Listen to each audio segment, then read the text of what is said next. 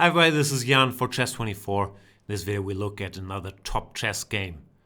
Penultimate round in the Tata Steel Masters in Wijk, the Netherlands. First super tournament of 2021.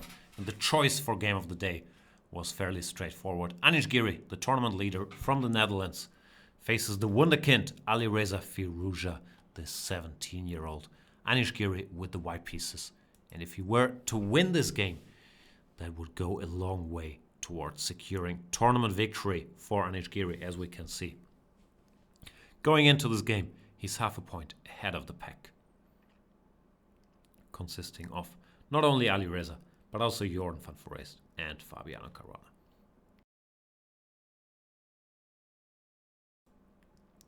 So let's get into the action.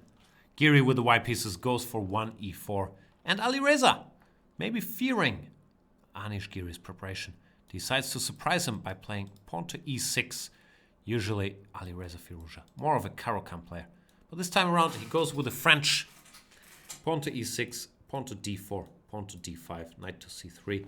Here he plays the move knight to f6, does not go for the Wiener bishop b4, as Anish recommended in one of his video series on Chessable.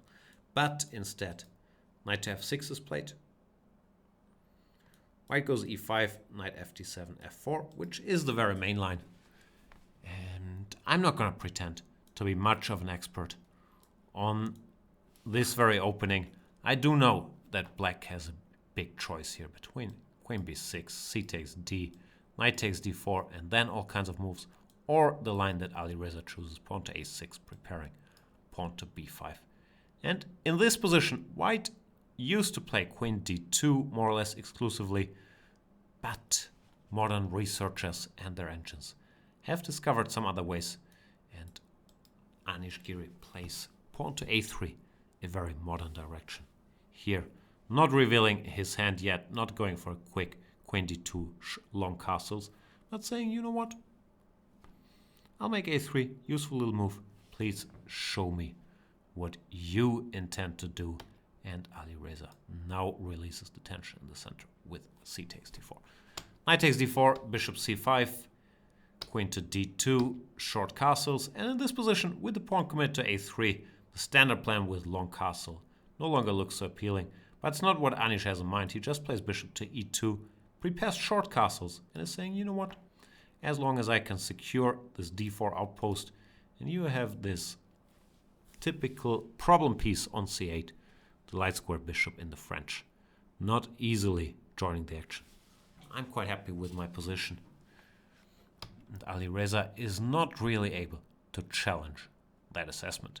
Queen c7, short castles, and pawn to b6. Maybe here it shows that Alireza is not a full-time French player, because the computer strongly dislikes this move b6, says white is much better after it. That black should have played pawn to b5 or knight takes d4. b6 is probably played with the idea to stabilize this bishop on c5, not giving any light square weaknesses, and to continue development. But after Giri's reply, black is not quite in time to get what he wants. Knight c6, queen takes c6, and the very strong move, pawn to b4, asking this bishop what it's up to. Alireza decides to exchange. After bishop e7, black is also pretty cramped. None of his pieces have great squares, and white would just go bishop d4, bishop d3, and then start thinking about an attack on the king side. So bishop e3 had to be done. Queen to e3, bishop to b7, and here both sides exchange some nice tactical finesses. Anish starts with the very pleasing move to play, I'm sure, bishop to d3. This is mainly a positional move. White would love to play knight to e2, put this knight on d4, keep the black pieces boxed in, and then, slowly but surely, prepare an attack against the king side. But there are some tactics. The obvious one is that queen takes c3. It's not a great idea. You can probably figure that out. There's a little discovery check. Bishop h7. And white wins. But there's also the move that Alireza plays, which makes things a little more complicated. Alireza-Firouzja plays the move pawn to d4, attacking the queen, attacking the knight, and threatening checkmate. Pretty good multi-purpose move. So what should white do to meet this triple threat? The answer is the very subtle queen to e4, parrying the checkmate threat with his own checkmate threat, threatening queen takes h7 mate. So black has no time to capture this piece because it's checkmate. Therefore, no choice but to exchange queens, and after queen takes e4, knight takes e4, the situation calms down a little bit. White is still seriously better. This pawn on d4 is weak. The knight has nice squares to jump to.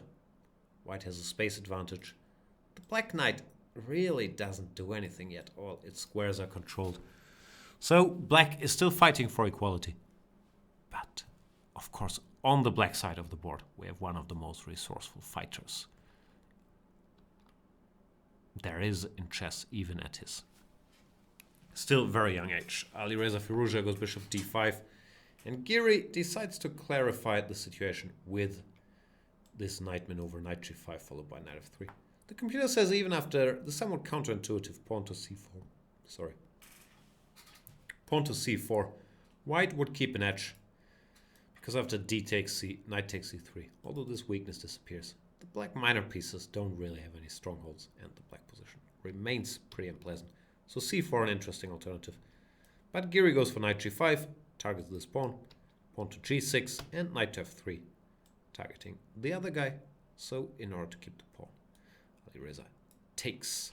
There was an alternative to sacrifice the pawn with pawn to b5, but that's a strange move to play over the board, allowing both knight takes d4 and pawn to a4, undermining the structure. Did not happen. Bishop f3, rook f3. White is still better, because this guy is somewhat weak.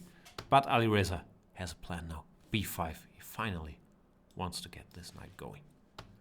Bishop to e4, not the only move, but logical enough, attacking the rook, clearing the d file, so the white rooks can target Mr. d4. Rook to d8, rook to d3, and here comes the knight, knight to b6. When it turns out white has to be very precise to keep the fight for an advantage going, because if he chooses the standard rook d1, all of a sudden black is just fine after knight to c4. Playing knight b2, so white probably has to take, and after takes knight a3. Black has enough resources to keep the balance with rooks to c8. Therefore, Giri has to find a different way, and he does. He spots a different target in the position, goes bishop to b7, going after the a6 pawn. But Alireza is also not done showing resources. Finds the nice maneuver, knight to a4, bishop takes a6, knight to c3. Black is a pawn down, but in a way is a double threat here. He's threatening knight e2, followed by knight takes f4, and he's threatening rook to d7, followed by rook a8, going after this bishop. So let's say king f2, rook d7. And it would not be easy for white to keep the bishop alive. The game would continue with like rook takes c3, but not what Anish Giri wanted. He goes bishop to b7, freeing the bishop, but giving up the f4 pawn. So this happens. Rook to d2. Material is equal again. White is still somewhat better because these pawns are a little vulnerable. And Alireza tries to address that by pushing his d pawn to d3. Not a move the computer enjoys. The computer points out that f6 was a better defense. When after ef, rook f6, king g1, to my eyes, white is still somewhat better. But according to the computer, black is coordinated enough here that he should hold without too much trouble. Instead, pawn to d3 is played, and Giri, of course, has no desire to take or allow this capture. Plays pawn to c3. Funny alternative was pawn to c4, which looks suicidal but was actually very strong, because after b takes c, rook c1, white regains the pawn and might overstretch black's defenses. Rook d4, bishop a6, and Turns out black is in real trouble.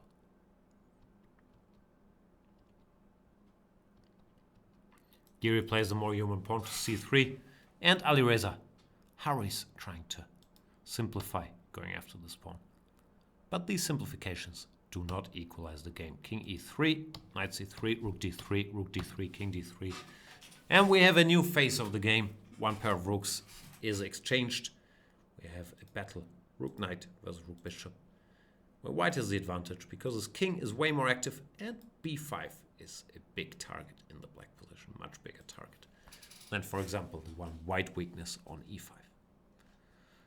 Knight a4, Alireza tries to hang in there by activating his knight, but knight on the rim is dim, as they say, and this will prove true in this game as well. Rook to c1, activating the rook. Rook d8 check, king c2, very natural, hiding away from any checks. Computers say king c2 is even stronger, opting for the b3 square. It turns out that it's very hard for black to defend against the plan of bishop c6, attacking this pawn. And if black tries to cover it, then just king b3. And the construction crumbles, because this knight has nowhere to go. So king c2 was lethal, but king e2 also keeps the advantage. Pawn still weak.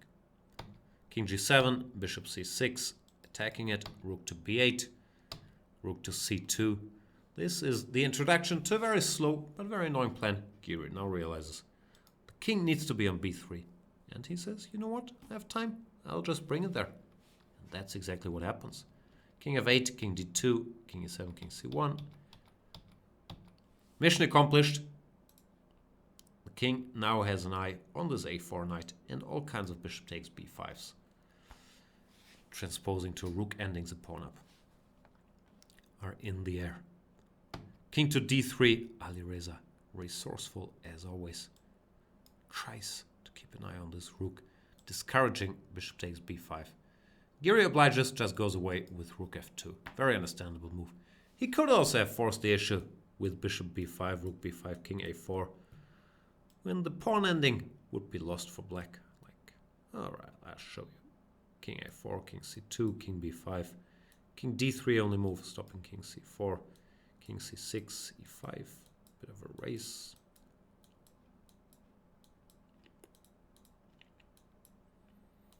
Black is in time, but white to move now forces the queen exchange, winning the game.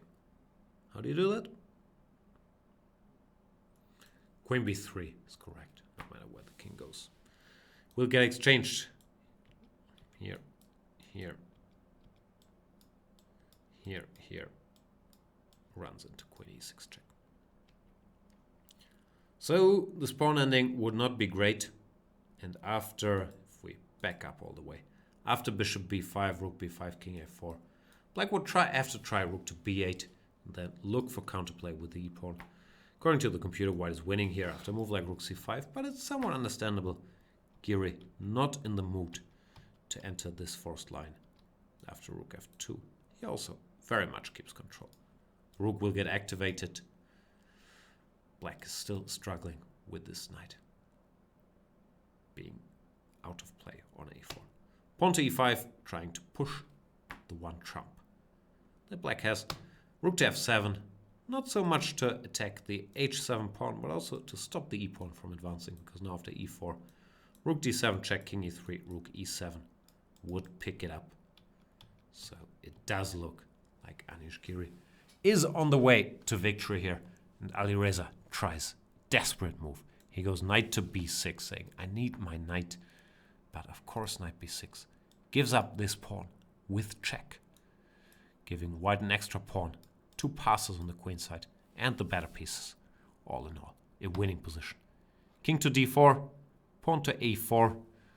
Was possible, maybe more subtle, to bring the rook back here, rook f1, rook d1. Just stopping all kinds of counterplay from black, and also leading to a winning position. But what could be more natural than pawn to a4? The problem is after a4, knight d5, now it's not so easy to get this construction going. The bishop can't move for now, because b4 is under attack. The pawn can't move because the bishop is under attack. My theory is that Anish relied on the move rook to d7, threatening bishop to c6 because of the pin. But then over the board realized that matters aren't so simple after rook to b6, stopping bishop c6. White can win here. Computers say king to a3 is important, stopping any rook takes b4 check. So you move the king away, and now, well, let's say e4, that's more purposeful. Now you can move the bishop away, because since this is no check, white wins here with rook d5. And if the pawn can't be taken, the white pawns will advance, and they will win the race. So there was a way to win, but Anish Giri does not go for this line, but instead, after spending quite some time calculating, he decides to get greedy and captures the pawn on h7, trying to eliminate the number of pawns black has, but allowing black max activity with these few units. Rook f7, probably all calculated by Giri. The rook is hustling back to fight against the e-pawn. e3, rook f1, knight to c3. Nice move by Alireza. Threatening knight b5, stopping rook d1 check, preparing e2. Nothing's easy, but Giri has probably also foreseen this, and he comes up with a little simplifying combination. If you want to think, you can figure out how white should keep control here. It's not that standard. The way is rook f4 check, forcing black to play king e5. Because if black were to play, let's say, knight to e4, then the pin would be the end. So king e5 only move, attacking this rook. And now we see Giri's point. He goes rook f3, goes after the pawn. The pawn cannot advance because it would get taken. White would win.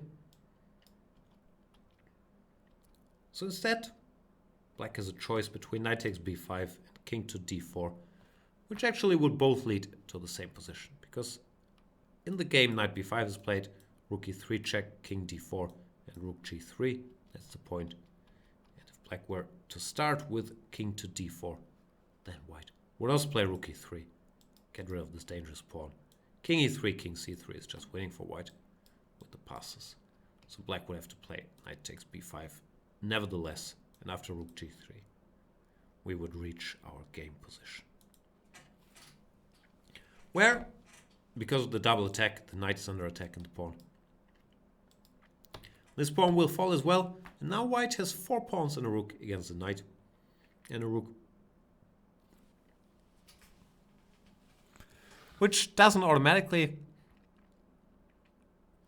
have to mean it's winning, but this position just seems to be winning because white has very dangerous passed pawns far away from each other, which is not exactly in knight's greatest hobby to deal with running a and h pawns, especially with such support.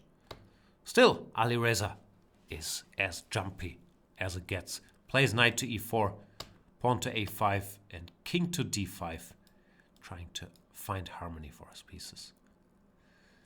In this position, I believe Anish, he plays probably the most natural move, pushes his pawn forward, a6, but I believe this makes his life somewhat more difficult because the pawns are no longer a compact unit, and it was already time to bring the reinforcements on the other side of the board, h4. If this pawn makes it to h6, black defense just will not hold. Let's say knight c5, king a3, knight d3 here. Computer plays the calm move, rook to g4, keeps control, and says, white is just winning. Who am I to argue? Still, a6, not a mistake. White keeps the winning position here as well. But we will see that Alireza finds a way to continue asking questions. First sight, it seems like he's just jumping around with his knight, but there's much more to it. He goes knight c5 check, using this pin. White plays king a3 and knight to d3, targeting the b4 pawn. But is that such a big deal?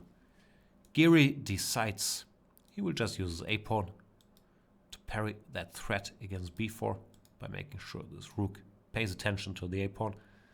But this also keeps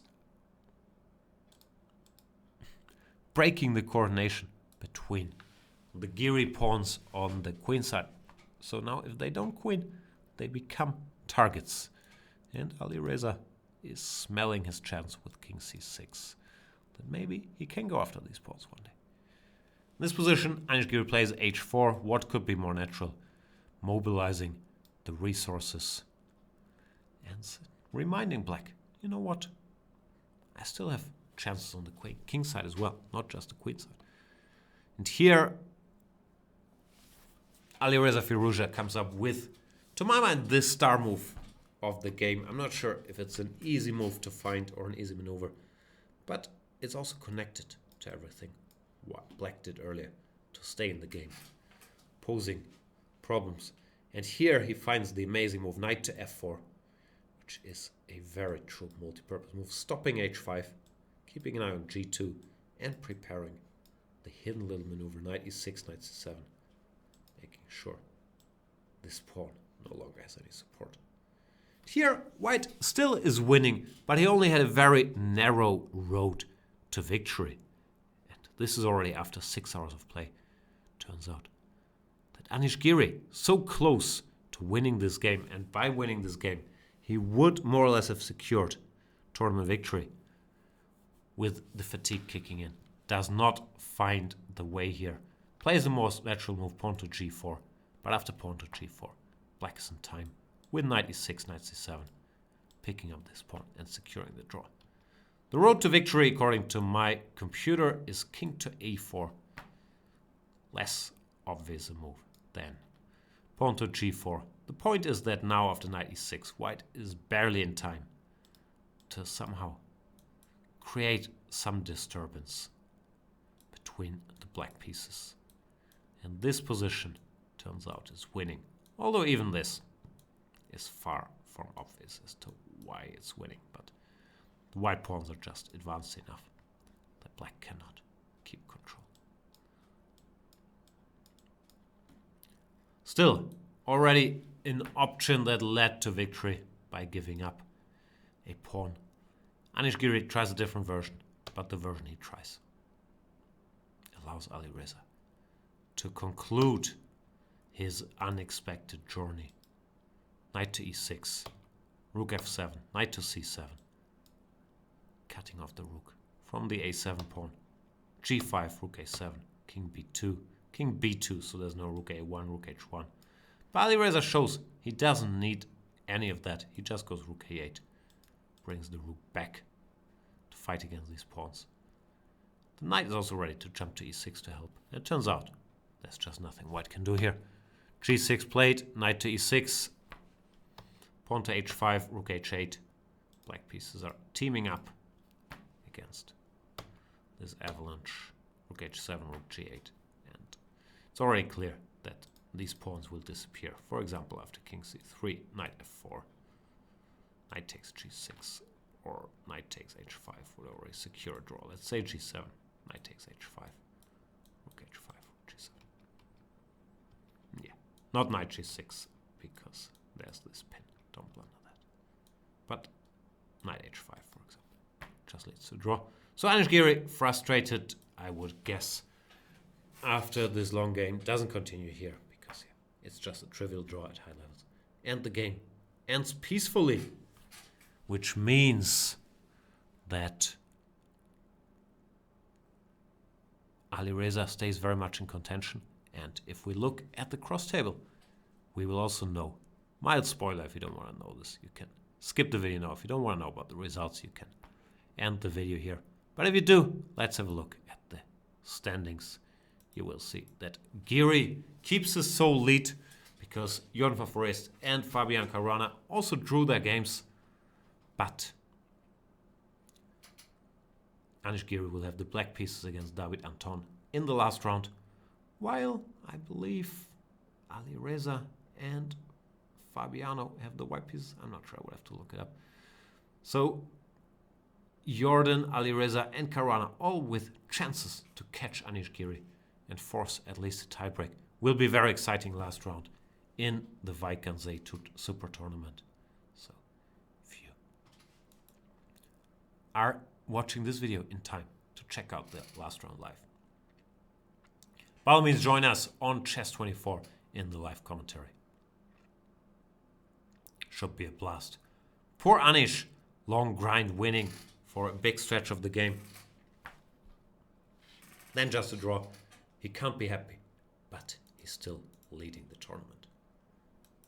That was it. Thanks for watching and see you soon.